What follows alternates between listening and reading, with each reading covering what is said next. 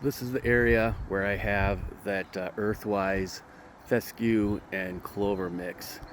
And as you can see, I got some clover going on in here. And honestly, I can't really tell the difference between the fescue and the Kentucky bluegrass that was here initially, which actually, had pretty good coverage. We're here, this is where we're doing a bunch of full sun native plants. I'm going to be doing coneflower, maybe Russian sage, some Liatra spicata, and then some little Joe Pye weed. Over here, bishop's weed or elder ground cover has completely taken over. I have a hard time going to battle with it because one, they say that it's not it's an uphill battle with it. I live on a corner lot, and so the dogs love to pee on that and run through it, and the neighbors all think it's glorious, even though it's a completely invasive species and it's completely took over. I inherited this. Yeah, I'm gonna have to beat the bishop's weed back here at the stick. It's encroaching, but I think that's gonna be the line of demarcation. Catmint seems to keep it at bay, so that's pretty good. I got a Brunera macrophylla, and I got some sedge right there, and then a columbine plant that I got from behind the garbage can, matter of fact. But if you see here, I got some pretty good clover adaptation, and then I also mixed in some creeping thyme here, so I'm hoping this is going to create a really nice border of pink flowers.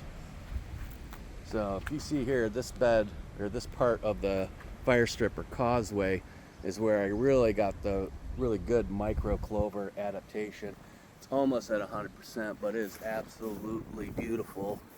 Feels great, and I haven't mowed in 2 weeks, so that's a pretty good height, I think. I'm trying to do the whole May, no mow May, and this one's doing it. So again, we almost got full adaptation with the micro clover up front here. I got a little bit of crabgrass going on down here. I may have to get down on my hands and knees and really rip it out, but as you can see, we're getting really thick patches of the clover, and it's looking really nice. And again, I haven't mowed this in 2 weeks now, so looking pretty good.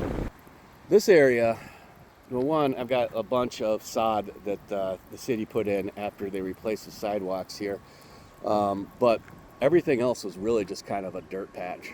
And the microclova has really softened this up and has filled it in. It was really sparse and really ugly before, and now, and again, 2 weeks of growth right here. So we're looking real good, real good. This is summer 3 on my Irish moss garden in the backyard. This area was completely taken over by Creeping Charlie, and I decided I didn't want to do that anymore. So it's not really foot traffic tolerant, but and it definitely does not like full sun. I used to have it up towards near where the fence line is. Creeping Thyme loves it there, but when I started off with Irish moss, only the yellow Irish moss, this is all that's left of about 7 plugs, a good $200 worth of yellow Irish moss that died over here because along the fence line is full sun. This stuff that's filling in, nice thick carpet, that's full adaptation. I didn't plant all of this. It's filling in, it's doing what it's supposed to, but it's looking real good. So I think maybe by the end of the summer, I'm gonna get this whole thing filled out. I've got some babies cooking up in my humidity dome right now. And so over here, this is where I've got a AC unit that blows nothing but hot air during the summer, and not much was surviving over here. And my botany instructor called these my little helper, and I'm not exactly sure what type of sedge it is, but it loves the heat and it can withstand the AC unit. And as you can see, it's making itself at home along the edge of my garden. An issue about my backyard is that it floods. And it will flood all the way over here and then down into the basement.